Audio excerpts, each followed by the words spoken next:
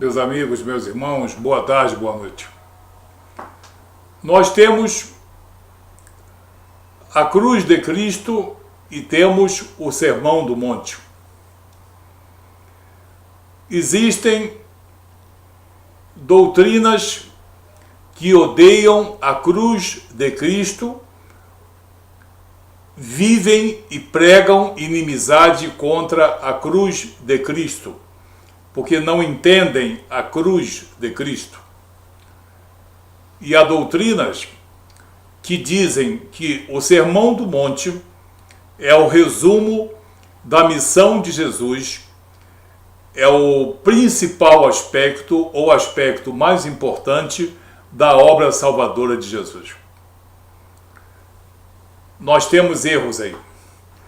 O Sermão do Monte, que está no Evangelho de Mateus, nos capítulos 5, 6, 7, são ensinamentos de Jesus. Jesus como didata, Jesus como mestre, estava ali ensinando aos homens princípios que ele queria enfatizar. Amor, caridade, benevolência, perdão, ensinamentos. O Sermão do Monte é maravilhoso para todos nós homens na face da terra. Sejamos cristãos ou não sejamos cristãos, o Sermão do Monte é maravilha de Deus para nós. E Jesus enfatizou aqueles princípios que já eram do conhecimento do povo judeu e até de outros povos antes do nascimento de Jesus. Jesus enfatizou o amor, a caridade, a misericórdia e a tolerância. Mas atentem bem ao que eu vou dizer. Jesus ali estava se comportando como didata, como professor, como mestre, lecionando a uma plateia. Que plateia era essa? Homens. Jesus estava falando a homens. Homens com fé, homens sem fé, homens de bem, homens maus, maltrapilhos, talvez ricos, talvez remediados, toda sorte de homem. Talvez nativos, talvez estrangeiros, mas estava falando Jesus para homens. E estava enfatizando e não criando princípios morais e espirituais. Jesus não criou o amor, porque ele mesmo já é o amor de Deus. Ele mesmo disse que não veio ensinar doutrina nova, mas doutrina segundo a vontade de Deus Pai. Então, o amor manifesto em Jesus, a caridade ensinada por ele e a misericórdia enfatizada por ele são amor, perdão, misericórdia, caridade e outras virtudes que já estavam desde a eternidade no coração de Deus Pai e no coração de Deus Filho. Será que no Antigo Testamento não havia amor, misericórdia e perdão? Sim, havia. Desde o Antigo Testamento nós temos passagens. Nós podemos ver, por exemplo, no livro de Gênesis, que muita gente escarnece porque não sabe interpretar, quer tirar onda de sabido e começa a escarnecer de princípios maravilhosos aqui. Nós vemos aqui o primeiro exemplo, nós temos aqui quando o homem caiu, a queda do homem. No capítulo 3, no versículo 9, depois que o homem pecou, tenha isso um significado alegórico, figurativo, não importa. Tem um significado espiritual. Gênesis 3, versículo 9. E chamou o Senhor Deus ao homem e lhe perguntou: onde estás? Onde estás? O homem e a mulher haviam pecado. Deus não sabia onde ele estava? Deus sabia onde ele estava. Era possível que Adão e Eva se escondessem atrás de um arbusto, ou atrás de uma pedra, ou atrás de uma árvore, e Deus não soubesse onde é que eles estavam? Qual é o significado desse onde estás? A misericórdia de Deus. Porque Deus sabia que o homem tinha pecado, que o homem tinha caído, mas ao invés de aproximar-se do homem em tom acusador, ele disse: onde estás? Onde estás? Somente nessas palavras só não consegue perceber o amor, a tolerância e a misericórdia de Deus quem não desenvolveu ainda certos atributos espirituais. Uma das primeiras manifestações do amor de Deus está justamente nessa passagem de Gênesis 3, versículo 9. Onde estás? Por que Deus usaria dessa terminologia e não de uma terminologia acusativa e depreciativa do homem, se o homem havia cometido tamanha violência contra Deus? É porque Deus já estava manifestando ali amor e misericórdia. No mesmo livro de Gênesis, nós temos a figura de José do Egito. Quando você pensa em José do Egito, aqui em Gênesis 39, José na casa de Potifar, no 41, José interpreta os sonhos. Quem é José do Egito? Uma pré-figura de Jesus. Não se lembra que José tinha uma fidelidade a Deus a toda prova? Apesar de todo o maltrato e de todo o cativeiro, ele aperfeiçoou-se na fidelidade a Deus. José do Egito foi fiel. Não se deixou corromper pela mulher de Potifar. Quando ele recebeu os seus irmãos e o seu pai, ele os recebeu com amor. E ele não puniu os seus irmãos. Seus irmãos pensavam que José fosse puni-los, vingar-se pelo que os seus irmãos tinham feito com ele. Mas José do Egito perdoou, amou e sustentou toda a casa de seu pai. O Sermão do Monte não criou o amor, nem a misericórdia, nem o perdão. O que Jesus Cristo disse ali naquele momento no Sermão do Monte é que esses princípios morais e espirituais são desejáveis a Deus, e ele, Jesus Cristo, estava enfatizando e não criando novidade. Portanto, a missão de Jesus não foi criar o que já tinha sido criado. Trazer o amor de Deus que já era patente em diversas partes do Antigo Testamento. Jesus veio enfatizar. E Jesus, como mestre, estava falando para homens. Agora, quando Jesus foi levado à cruz, ele diz que foi levado à cruz porque ele deixou, porque ele tinha à sua disposição, se ele quisesse, 12 legiões de anjos que o Pai enviaria e o livrariam dessa prisão e de todo esse sofrimento. Mas Jesus foi preso, foi levado à cruz, sofreu por nós, morreu e se fez ressurreto. Enquanto no Sermão do Monte nós temos como espectadores homens ouvindo ensinamentos morais e espirituais,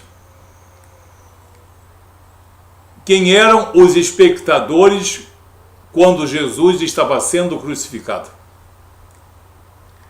Quem eram os espectadores? Qual é a dimensão, a envergadura dessa plateia, se me permitam esse termo? Ali Jesus, na cruz, estava consumando o seu poder de sumo sacerdote da nova aliança, de salvador do mundo, de homem aprovado por Deus. Ele estava carregando os pecados de toda a humanidade. Na cruz, Jesus estava falando a outras pessoas, não apenas a homens. Jesus estava falando a todos os principados e potestades, a toda a miríade de anjos celestiais. Anjos, espíritos puros e perfeitos criados por Deus para serem ministradores da vontade desse Cristo. Jesus estava falando, estava mostrando que ele era superior aos anjos e que ele seria o Senhor de todos os exércitos celestiais. Primeiro tipo de espectador, os anjos, todos os anjos, de todas as categorias, de todas as hierarquias. Segundo, os demônios e o próprio Satanás estavam ali, testemunhando da vitória do Cristo sobre a lei, sobre a morte e sobre o pecado.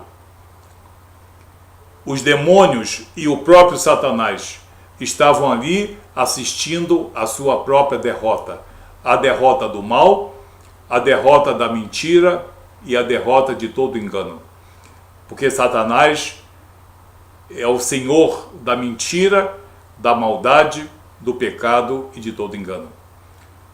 O segundo componente que estava presente na crucificação de Jesus eram os demônios, anjos caídos e o próprio Satanás, o príncipe das trevas. Em terceiro lugar, estavam homens testemunhando do sacrifício de um homem, e naquele momento muitos homens reconheceram a Jesus Cristo como o Messias. E em quarto lugar, quem é que estava presente? Quem é que estava presente naquele momento? O Espírito de Deus. O Espírito de Deus que tinha dado a Jesus a força, a confiança de que aquela obra superlativa de resgate tinha que ser levada até o fim. E Deus Pai estava apreciando, confirmando e aprovando a obra salvadora de seu Filho amado Jesus Cristo. Sim, durante a crucificação, Deus Pai estava presenciando o seu Filho em sacrifício, trazendo sobre si os pecados de toda a humanidade. Anjos, demônios e o próprio Satanás, homens que testemunharam a morte vicária e substitutiva de Jesus, e o próprio Deus. Os espectadores eram muito mais nobres, muito mais valores e muito mais coisas envolvidas estavam ali no momento da crucificação do que no Sermão do Monte. Várias vezes eu afirmei: a obra redentora de nosso Senhor Jesus Cristo não é o Sermão do Monte. Mateus 5, 6, 7. Não. A obra redentora de Jesus é a cruz aprimorada pelo sermão. Sem a cruz, não adianta o sermão. Sem a cruz, não existe cristianismo. Sem a cruz, não existe o poder e a autoridade sobre a morte. Sem a cruz, não existe o poder, a capacidade de transformar maldição em bênção, maldição em graça, maldição em salvação. E os espectadores eram muito especiais. O próprio Deus estava presente na crucificação do seu Filho amado Jesus Cristo. Esse é o meu Filho amado em que eu me comprazo, a ele ouviu. E o seu Filho estava cumprindo a missão proposta por Deus Pai. Então, quando nós dissemos que a cruz é mais importante do que o monte, e que muitos querem esconder a cruz de Cristo por detrás da sombra do monte, as pessoas querem transformar isso em malícia e maldade contra nós, mas não conseguem, porque essas coisas se discernem espiritualmente. É verdade absoluta, é verdade doutrinária, teológica, que a cruz de Cristo é mais alta do que o monte. Não se pode esconder o sermão do monte por detrás da cruz de Cristo. Por mais que a gente queira elevar o monte, é a cruz de Cristo que é responsável pela salvação da humanidade. É a cruz de Cristo que é responsável pela nossa aprovação perante Deus. É a cruz de Cristo que é a prova testemunhal e documental da vitória de Jesus Cristo sobre Satanás e sobre todos os demônios. Não existem legiões de demônios que não estejam subordinados ao calcanhar de Jesus. E o próprio Deus é testemunha da obra salvadora de seu Filho. Você conhece algum testemunho maior do que o testemunho de Deus?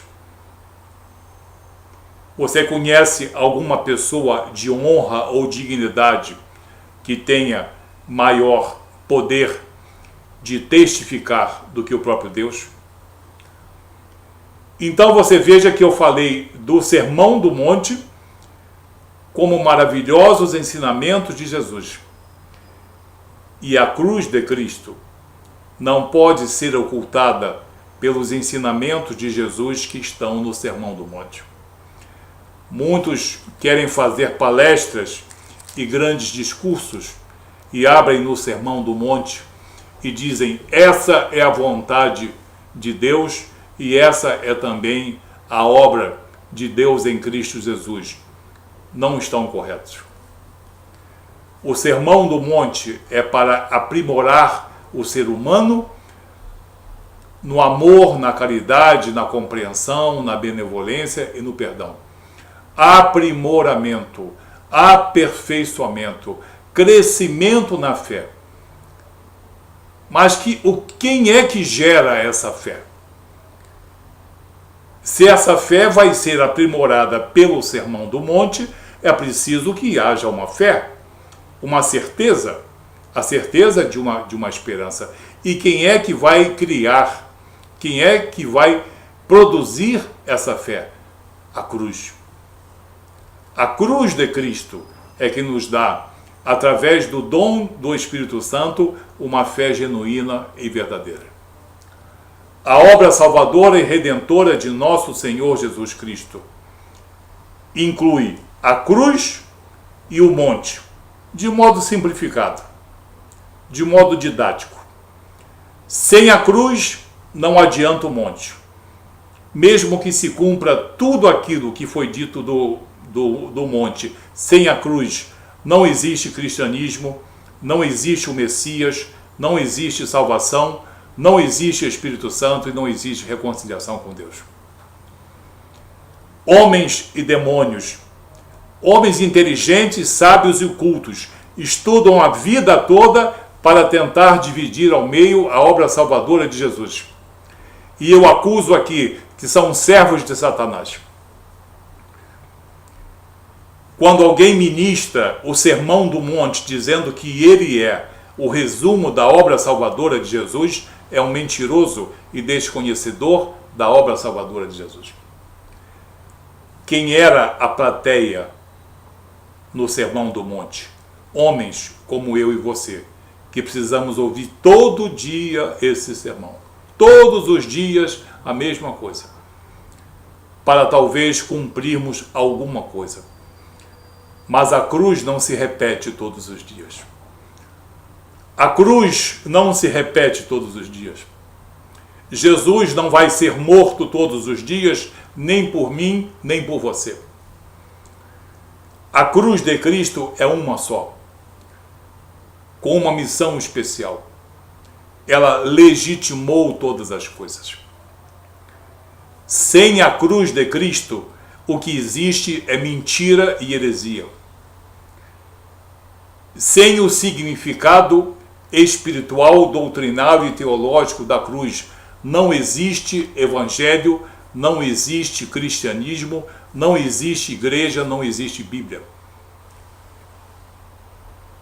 Os homens podem ficar saltitando, adorando ídolos de pedra ou de barro, mas não podem falar de Jesus. Para nós falarmos de Jesus, nós temos que considerar a cruz e considerar o Sermão do Monte. Mas não acredite em nenhum homem ou doutrina que queira esconder a cruz por detrás da sombra do monte. Porque essa doutrina e esses homens não conhecem nada sobre Jesus Cristo. Ou se conhecem, estão pecando contra Deus e contra o teu direito de conhecer a verdade. Jesus Cristo é cruz e Jesus Cristo é monte. Duas coisas indissociáveis. Ações soberanas e ações magistrais. Sem essas duas, não existe cristianismo. Não existe a palavra cristão. Entenda isso. A cruz é mais alta do que o monte. Quem tem bom entendimento, que aceite essa palavra e não a transforme em nenhuma maldade. Que Deus te abençoe em nome de Jesus.